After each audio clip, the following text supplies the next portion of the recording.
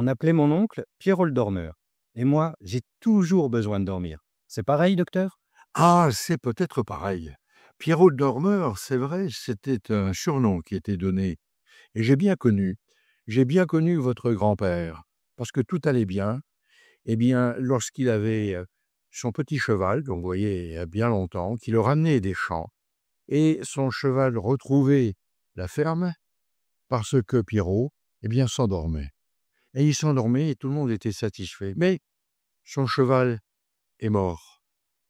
Et là, Pierrot le dormeur a dû prendre une voiture, une petite voiturette, un tracteur, qui le ramenait des champs. Et le problème, eh bien, c'est qu'il s'est retrouvé dans le fossé.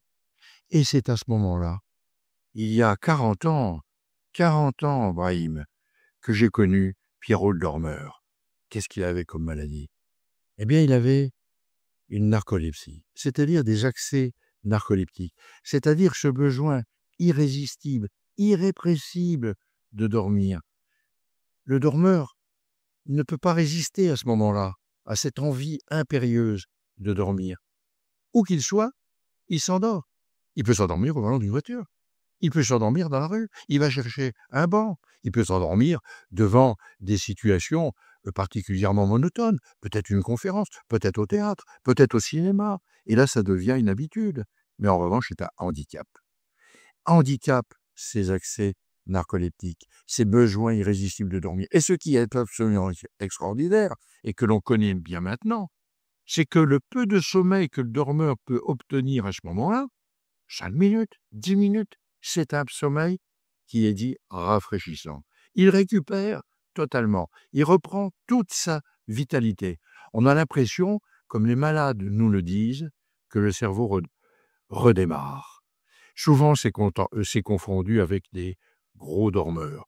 Souvent, c'est confondu avec, j'allais dire, des choses de la vie quotidienne. En fait, il s'agit d'une véritable maladie, la narcolepsie, dont le symptôme principal est l'accès narcoleptique, tel qu'on vient de décrire, et il y a aussi d'autres symptômes très caractéristiques qui correspondent à des chutes inopinées, des accès de cataplexie, également des hallucinations juste au moment de s'endormir, hypnagogiques, au moment du réveil, hypnopompiques, des hallucinations visuelles sensitives qui peuvent faire penser qu'il y a quelque chose qui marche mal au niveau du cerveau, et là on va voir le neurologue, et puis ensuite des paralysies.